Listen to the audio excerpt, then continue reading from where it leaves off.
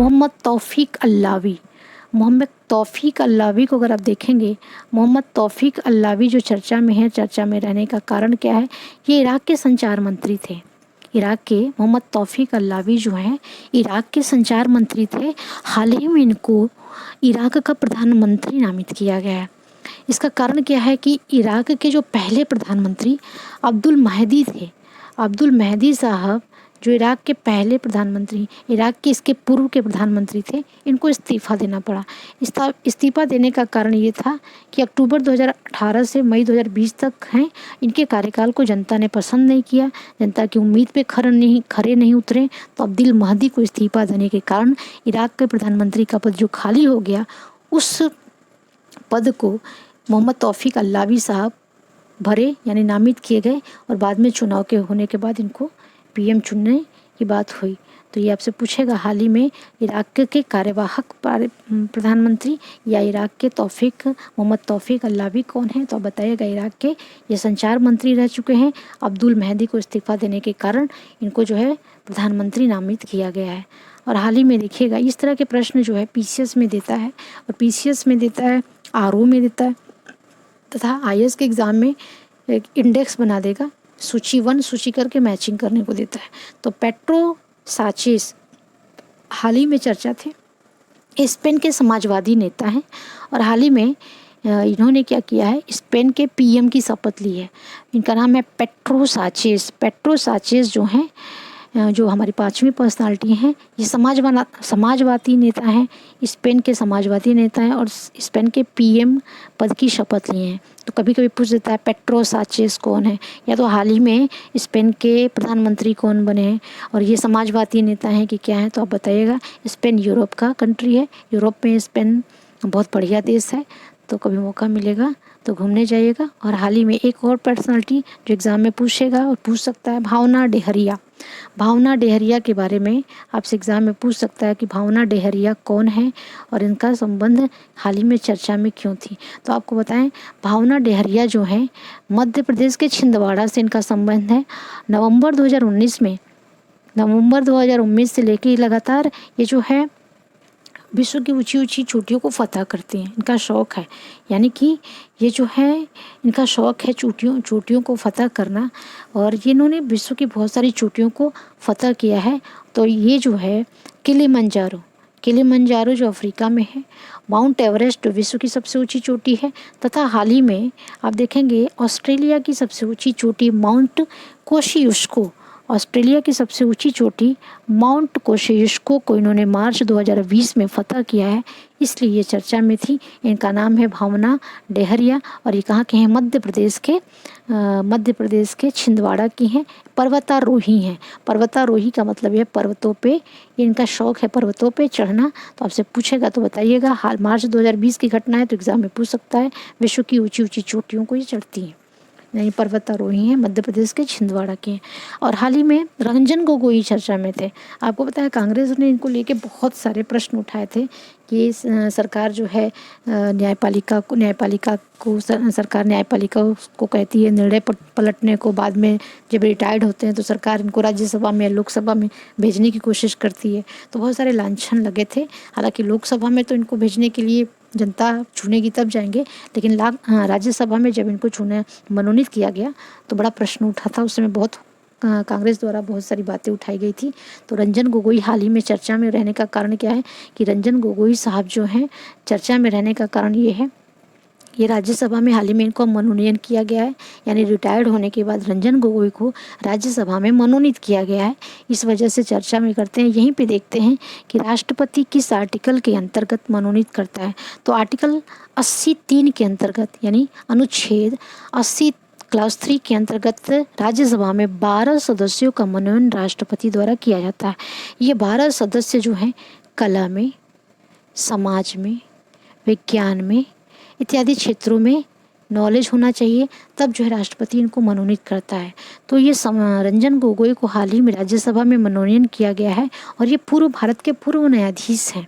इस समय भारत के कौन न्यायाधीश हैं, आप मुझे बताइएगा। ये दूसरे न्यायाधीश हैं जिनको राज्यसभा में मनोनयन किया गया। इसके पहले राज्यसभा में पहले मनोनीत होने वाले रंगनाथ मिश्रा हैं, जो 21वें न्यायाधीश रह चुके हैं। यानी भारत के 21वें न्यायाधीश रंगनाथ मिश्रा को राज्यसभा में इनके पहले मनोनीत किया गया। रंजन गोगोई जो है दूसरे मुख्य न्यायाधीश हैं जिनका मनोनयन किया गया। वर्तमान समय में अगर देखा जाए तो वर्तमान समय में इस समय शरद अरविंद बोबड़े हैं, जो भारत के 47वें मुख्य न्यायाधीश हैं। अगर आपसे पूछेगा तो बताइएगा। स्पेशली वो पूछ सकता है किसके बारे में, रंजन गोगोई के बारे में। तो रंजन गोगोई के बारे में पूछे तो बताइएगा राज्यसभा में मनोनयन हुआ, और मनोनयन जो है राष्ट्रपति करता है। किसमें करता है, राज्यसभा में 12 सदस्यों का मनोनयन आर्टिकल 83 के अंतर्गत होता है। तो हाल ही में इनका मनोनयन किया गया, इस वजह से ये चर्चा में है रंजन गोगोई। उसके बाद देखेंगे सत्य स्वरूप सिद्धार्थ, ये भी देखिए बेंगलुरु के पर्वतारोही हैं। बेंगलुरु के पर्वतारोही हैं, हाल ही में चर्चा में थे। बेंगलुरु के पर्वतारोही नंबर 1, इनको ने क्या हुआ चर्चा में रहने का कारण क्या है, Limca book of world record में इनका नाम दर्ज किया गया है। Limca book of world record में इनका नाम दर्ज किया गया है। इन्होंने क्या किया, विश्व के सभी महाद्वीप के ज्वालामुखीय शिखर हैं जहाँ से ज्वालामुखी उत्पन्न होने की संभावना होती है, या तो पास्ट में कभी यहाँ से ज्वालामुखी उत्पन्न हुआ हो, तो वहाँ पे ये जो है उस तरह की शिखरों पे चढ़ते हैं। बहुत सारे शिखर हैं जिस पे उन्होंने फतह किया है, इस वजह से चर्चा में थे। बेंगलुरु के पर्वतारोही हैं सत्य स्वरूप सिद्धार्थ, और बेंगलुरु में है। बेंगलुरु को भारत का सिलिकॉन सिटी कहा जाता है। उसके बाद देखते हैं मोइनुद्दीन यासीन। मोइनुद्दीन यासीन को जानते होंगे।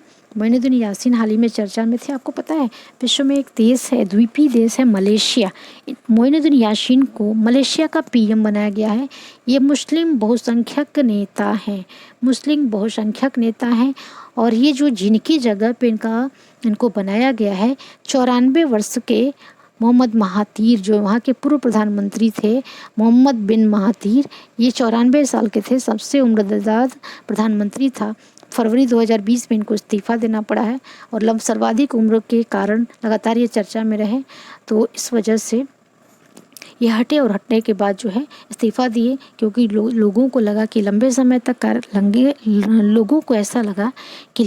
तक ये सत्ता में बैठे हैं, 94 साल के हो गए हैं, अब इनको हट जाना चाहिए। जनता की उम्मीदों पे खरे नहीं उतर रहे हैं, इनको इस्तीफा देना पड़ा, और बाद में इनको इस्तीफा देने के बाद मोइनुद्दीन यासीन को बनाया गया। तो एग्ज़ाम में पूछेगा तो आप बता सकते हैं मलेशिया के पीएम। मलेशिया कहाँ पे है, इसकी राजधानी क्या है, हिंद महासागर में है कि प्रशांत महासागर में है, आपसे पूछेगा तो बताइएगा। नेक्स्ट है रघुराम राजन हाल ही में चर्चा में। आपको पता है कि आरबीआई के पूर्व गवर्नर हैं आपको। और अप्रैल 2020 में क्या हुआ था, अंतर्राष्ट्रीय यानी IMF अंतर्राष्ट्रीय इंटरनेशनल मॉनेटरी फंड की जो क्रिस्टियाना जॉर्जिएवा हैं, जो IMF की प्रमुख हैं, इन्होंने क्या किया कि बहुत सारे देशों के जो अर्थव्यवस्था के जानकार हैं, अर्थशास्त्र के जो जानकार हैं, उनको मिला के उन्होंने एक पैनल बनाया। उस पैनल में उन लोगों से सुझाव लिया, सलाह ली कि क्या कारण है कि जब कोरोना के समय में विश्व की अर्थव्यवस्था किस तरफ से है, तथा कोरोना के बाद विश्व की अर्थव्यवस्था कैसी होगी। तो उस पैनल में जो 12 सदस्यों का पैनल है, जो बाहरी सलाहकार हैं, उसमें इनको चुना गया है। तो इसलिए रघुराम राजन चर्चा में हैं। IMF जो है इंटरनेशनल मॉनेटरी फंड में ये बाहरी सलाहकार चुने गए हैं, तो इसलिए आपसे पूछेगा। और हाल ही में वल्लभ भाई मरवानिया चर्चा में, ये जूनागढ़ के भारतीय कृषि वैज्ञानिक हैं। वल्लभ भाई मरवानिया जूनागढ़ के भारतीय कृषि वैज्ञानिक हैं। जैविक रूप से इन्होंने किया है मधुबन नामक गाजर को विकसित किया है, और इस गाजर की खेती महाराष्ट्र में, गुजरात में और राजस्थान में शुरू कर दी गई है, और 2019 में पद्मश्री में इनको दिया गया है। तो मधुबन गाजर की खेती के कारण, इसलिए वल्लभ भाई मरवानिया। जूनागढ़ देखिएगा, जूनागढ़ और भी प्रसिद्ध है, गुजरात में जूनागढ़ है। एक बार देखिएगा, हमेशा जूनागढ़ के बारे में पूछता है तो आपसे पूछेगा तो बताइएगा, एटलस में एक बार देखिएगा इसको। उसके बाद नेक्स्ट है संजय कोठारी, केंद्रीय सतर्कता आयुक्त की शपथ लिया है, राष्ट्रपति महोदय इनको शपथ दिलाएं। ये क्या CVC इनको कहते हैं, सेंट्रल विजिलेंस कमीशन इसको बोलते हैं। और जो है केंद्रीय सतर्कता आयुक्त का शपथ राष्ट्रपति द्वारा लिए जाने का इनका काम क्या है, ये क्या करते हैं, अधिकारियों के खिलाफ भ्रष्टाचार की जांच करते हैं। तो हाल ही में इनको नियुक्त किया गया है और राष्ट्रपति ने नियुक्त किया है। तो आपसे प्रश्न पूछेगा तो बताइएगा। शपथ भी ले चुके हैं राष्ट्रपति के सामने। इनका नाम है संजय कोठारी। और एक जो है 3 न्यायाधीशों की नियुक्ति की गई है। एक तो बॉम्बे हाई कोर्ट में, दूसरा मेघालय हाई कोर्ट में, तीसरा उड़ीसा हाई कोर्ट में। यानी एक जो है बॉम्बे हाई कोर्ट में, दूसरा जो है मेघालय में और तीसरा उड़ीसा में। 3 न्यायाधीशों की नियुक्ति बॉम्बे हाई कोर्ट में जिसको बनाया गया है, इनका नाम है दीपांकर दत्ता। दीपांकर दत्ता को कहाँ बनाया गया है, बॉम्बे हाई कोर्ट में बनाया गया है। तथा न्यायमूर्ति विश्वनाथ को बनाया गया है मेघालय हाई कोर्ट में। मेघालय देखिएगा, कभी कभी एग्जाम में ज्योग्राफी से जो क्वेश्चन आता है मेघालय के बारे में, गारो, खासी, जयंतिया, मौशिनराम, वहाँ से बहुत सारी पहाड़ियों से प्रश्न पूछता है कि पहाड़ियाँ पूरब से पश्चिम है कि पश्चिम से पूरब है। और जो है विश्व में सर्वाधिक वर्षा वाला क्षेत्र मेघालय में मौशिनराम, इससे भी प्रश्न बनता है। तो ये जो आपके न्यायमूर्ति विश्वनाथ जी हैं, आपको कैसे याद करेंगे, काशी विश्वनाथ जो है शिव जी का बहुत बढ़िया जगह है, मंदिर भी है। और बनारस में बोला जाता है कि शिव बाबा के ऊपर ही पूरा काशी आपका विराजमान है। तो वहाँ से याद कर सकते हैं कि शिव जी जो है इसमें मेघालय हाई कोर्ट में पहुँच गए हैं। इस तरीके से आप जोड़ के याद कर सकते हैं, इसको अन्यथा नहीं लीजिएगा। यानी न्यायमूर्ति विश्वनाथ जो हैं मेघालय हाई कोर्ट के बनाए गए हैं। तथा तीसरा जो है क्या नाम इनका, मोहम्मद रफ़ीक साहब को बनाया गया उड़ीसा हाई कोर्ट में। यानी तीनों न्यायाधीश, एक बॉम्बे हाई कोर्ट, दूसरा मेघालय हाई कोर्ट, तीसरा उड़ीसा हाई कोर्ट।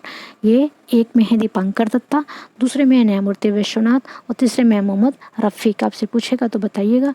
और आपसे बता रहे हैं ये सारी चीज़ें जो आज हम लोग पढ़े हैं, 3 न्यायमूर्तियों की नियुक्ति। इसमें देखिए क्वेश्चन कैसे बन सकता है, हाल ही में भारत के किस राज्य में न्यायाधीशों की नियुक्ति की गई है। और नीचे दे देंगे नंबर 1 बॉम्बे हाई कोर्ट, दूसरा मेघालय हाई कोर्ट, तीसरा उड़ीसा हाई कोर्ट और चौथा दे सकता है पंजाब हाई कोर्ट या उत्तर प्रदेश में इलाहाबाद हाई कोर्ट दे सकता है। तो आपको क्या करना है, और कूट देगा 1 और 2 सही, 1 2 3 सही, इस तरीके से प्रश्न बन सकते हैं। दूसरे तरीका का क्वेश्चन कैसे बन सकता है, एक तरफ इंडेक्स 1 देंगे, दूसरी तरफ से इंडेक्स 2 देंगे। इंडेक्स 1 में एक तरफ लिख देंगे आपके जितने भी कोर्ट हैं, इस एक तरफ कोर्ट का नाम दे देंगे और दूसरी तरफ क्या लिखेंगे, न्यायाधीशों का। आपसे कहेंगे कि इसको जो है मैचिंग कर दीजिए। यानी कि 1 2 3 सही, इस तरह से प्रश्न दे सकते हैं। तो यानी जैसे भी प्रश्न पूछेगा आप बता सकते हैं। दूसरा तरीका क्वेश्चन हो सकता है कि CVC क्या होता है। मान लीजिए लंबा क्वेश्चन बनाएंगे तो CVC के बारे में प्रश्न बना सकते हैं। CVC क्या होता है, हाल ही में CVC किसको बनाया गया है और संजय कोठारी किसका स्थान लिए हैं, तथा CVC की स्थापना कब हुई, 1964 में, 65 में। तो और इसका कार्य क्या होता है, अधिकारियों की जांच करना। इस तरीके से प्रश्न बनाएगा तो इसको कर सकते हैं। वल्लभ भाई मरवानिया, जैसे मान देखिए अंगूर की प्रजाति, गाजर की प्रजाति, गेहूँ की प्रजाति से प्रश्न बहुत सारे पूछते हैं। तो ये आप बता सकते हैं कि ये जो है मधुबन जो है गाजर की खेती के लिए जाना जाता है और वल्लभ भाई मरवानिया इसी वजह से प्रसिद्ध हैं। जूनागढ़ के हैं, गुजरात में जूनागढ़ के हैं, गुजरात में, ये ध्यान रखिएगा। और हाल ही में ये तीनों राज्य में, महाराष्ट्र 1, गुजरात 2 और राजस्थान 3 जगह पे इसकी खेती शुरू हो गई। रघुराम राजन के बारे में प्रश्न पूछेगा। IMF की जगह वर्ल्ड बैंक दे सकता है, तो कंफ्यूज नहीं करिएगा। IMF में इनको बनाया गया है, वर्ल्ड बैंक में नहीं बनाया गया। ओके, बाह्य सलाहकार बनाया गया, आंतरिक सलाहकार नहीं बनाया गया। ये ध्यान दीजिए। 12 सदस्य है, 15 सदस्य नहीं है, इस वजह से चर्चा में। इसी तरह मोइनुद्दीन यासीन को दे सकता है। मलेशिया को देखिए कंफ्यूज करने को देगा। मलेशिया की जगह वो क्या करेंगे, मलेशिया की जगह आपको लिख देंगे मेडागास्कर या तो दूसरा लिख देंगे मालदीव।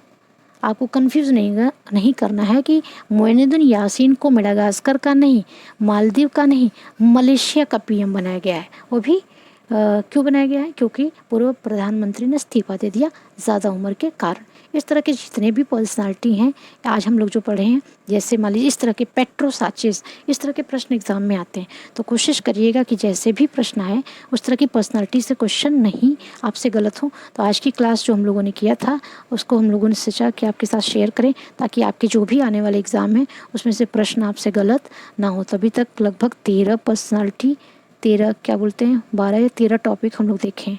तो 6 टॉपिक के साथ हम लोग क्या करेंगे, जल्दी ही मिलेंगे। अपना ध्यान रखिएगा, क्वेश्चन को रिपीट करिएगा। आगे की पर्सनालिटी के लिए आगे की वीडियो हम देखेंगे, उसमें हम लोग बहुत सारे क्वेश्चन को क्लियर करेंगे। Thank you.